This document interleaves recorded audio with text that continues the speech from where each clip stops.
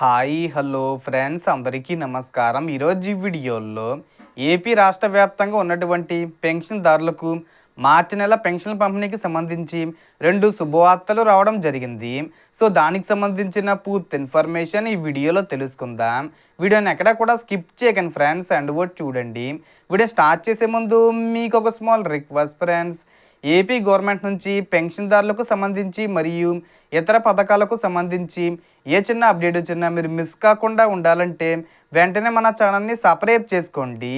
And subscribe చేసుకున్న వాళ్ళందరూ కూడా సబ్స్క్రైబ్ బటన్ పక్కనున్న గంట సింబల్లో ఆల్ అని పెట్టుకోవడం మర్చిపోకండి ఫ్రెండ్స్. ఇలా పెట్టుకోవడం వల్ల నేను పెట్టే ప్రతి ఒక్క వీడియో మీరు నోటిఫికేషన్ రూపంలో పొందగలరు. అండ్ వీడియో మీద నచ్చితే లైక్ చేయండి ఫ్రెండ్స్. సో ఏమాత్రం లేట్ చేయకుండా వీడియోకి వెళ్ళిపోద్దాం. సో పెన్షన్ తీసుకునే ప్రతి లబ్ధిదారునికి ఒక ముఖ్యమైన సమాచారం ఉంది.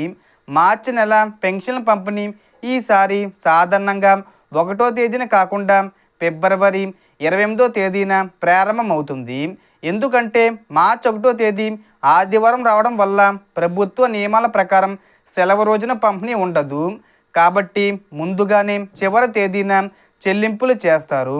గతంలో కూడా ఇదే విధంగా ఫిబ్రవరి నెల పెన్షన్ను జనవరి 31న ఇచ్చిన విషయం గుర్తుంచుకోండి.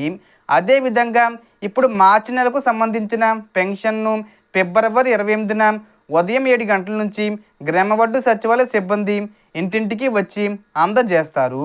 ఆ రోజు ఎవరైనా తీసుకోలేకపోతే మార్చి 2వ తేదీన మళ్ళీ పంపిణీ జరుగుతుంది. ప్రస్తుతం కన్ఫర్మ్ అయిన తేదీలు ఫిబ్రవరి 28 మరియు మార్చి 2 మాత్రమే.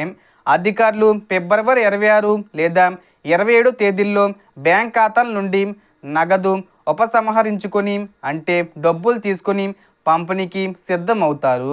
లబ్ధిదారుల మ్యాపింగ్ ప్రక్రియ పూర్తవుతుంది. అంటే ఏ అధికారి ఎవరికి ఇవ్వాలి అన్న వివరాలు అప్డేట్ చేస్తున్నారు. కాబట్టి అందరికీ సమయానికి అందేలా చర్యలు తీసుకుంటున్నారు. ఇక మరో ముఖ్యమైన విషయం ఏమిటంటే మీరు ఒక గ్రామం లేదా జిల్లా నుంచి మరొక చోటికి మారిపోయి ప్రతి నెల పాత గ్రామానికి వెళ్ళి పెన్షన్ తీసుకుంటే ఇకపై మీకు దగ్గరలో ఉన్న సచివాలయానికి పెన్షన్ ఐడి ట్రాన్స్ఫర్ చేసుకోవచ్చు. తెలియక చాలామంది ప్రయాణ ఖర్చులు పెట్టుకుంటున్నారు. కాబట్టి అవసరం లేకుండా ఖర్చు కాకుండా దగ్గరలోనే మార్చుకోండి. కొత్త పెన్షన్ల విషయానికి వస్తే ప్రస్తుతం ఎలాంటి అధికారిక ప్రకటన లేదు. అయితే ప్రతి జిల్లాకు 200 కొత్త దరఖాస్తులను దీర్ఘకాలిక వ్యాధిగ్రస్తులు, దివ్యాంగులు, క్యాన్సర్ రోగుల కోసం పరిశీలించే అవకాశం ఉందని ప్రభుత్వం తెలిపింది.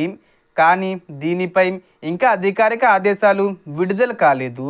ఇటీవలే అసెంబ్లీ సమావేశాల్లో బడ్జెట్ చర్చల సమయంలో వితంతువులు మరియు దివ్యాంగులకు కొత్త పెన్షన్లు ఇవ్వాలని చర్చ జరిగింది. దీనిపై మంత్రి కొండపల్లి శ్రీనివాసరావు గారు కూడా ప్రభుత్వం సానుకూలంగా ఉందని తెలిపారు.